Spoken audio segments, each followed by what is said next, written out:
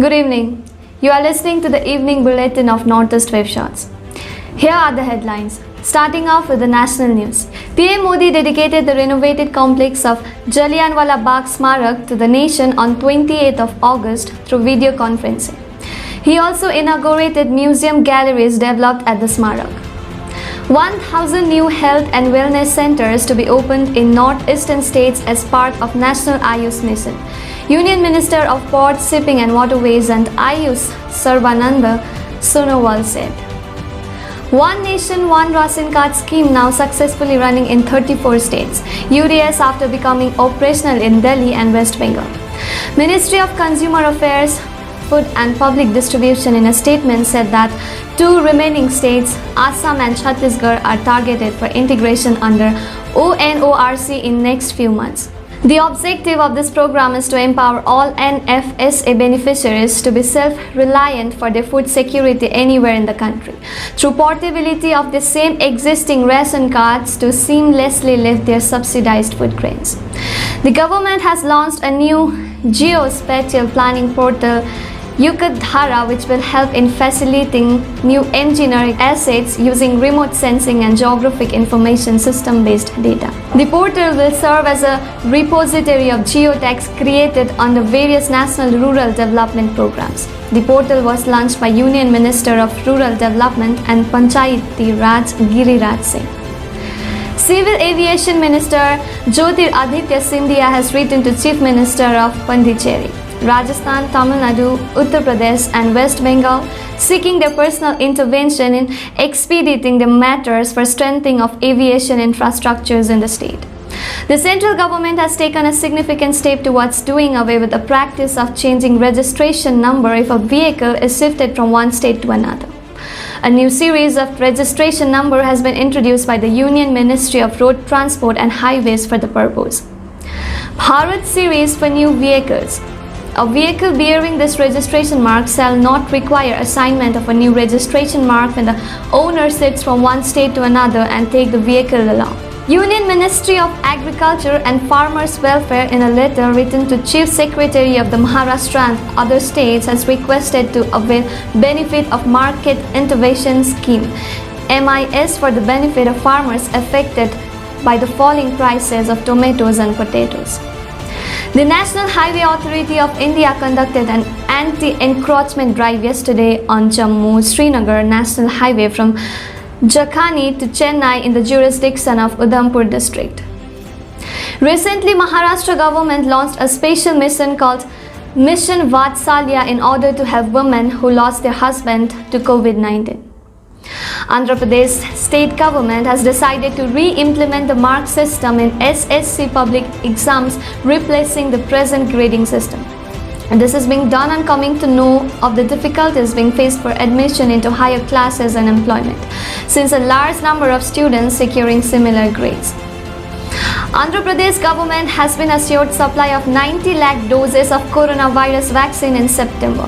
Health authorities are targeting to vaccinate 1.8 crore people aged between 18 to 44 years in the state, taking ward and village secretaries as the base unit. Kerala to provide Rs 3 lakh one-time deposit next week to children orphaned due to COVID. The state government will also bear the educational expenses of these children till graduation. Kerala Chief Minister Pinarayi Vijayanan said. Tamil Nadu Assembly adopts a resolution against 3 farm laws. Tamil Nadu Assembly on 20th of August passed the resolution moved by CM N.K. Stalin urging the centre to withdraw the 3 agriculture-related legislation through voice vote. Tamil Nadu is the 7th Indian state to pass resolution against the farm laws after Punjab, Rajasthan, Chhattisgarh, Delhi and West Bengal. Mysuru gang rape. 5 laborers alleged involved in the rape of a MBA college student near Mysuru earlier this week have been arrested. Karnataka DG and IGP Praveen Sood said on Saturday. They accosted the college student and her male friend near the Chamundi foothills on the outskirts of Mysuru on 24th of August and tried to rob them. When they did not succeed, they alleged they assaulted and raped her, said the police sources.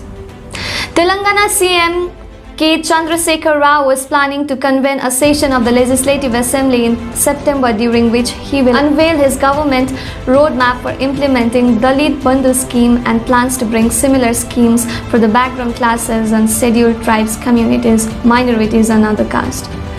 Mahindra and Mahindra Limited on 27th of August said group form. Mahindra Defence Systems Limited has backed a contract worth rupees 1,349.95 crore for manufacturing of integrated anti-submarine warfare defence suite for modern warships of Indian Navy from the Indian government. Uttar Pradesh is soon going to play an important role in the defence sector. In fact, there is a plan to produce the next generation of BrahMos missile in Lucknow. The state government will make available land and other facilities for this. Let's move on to the international news. Indian Foreign Secretary Harshvardhan Shringla travels to the US next week. The security situation in Afghanistan is expected to be high on the agenda of talks between India and the United States of America.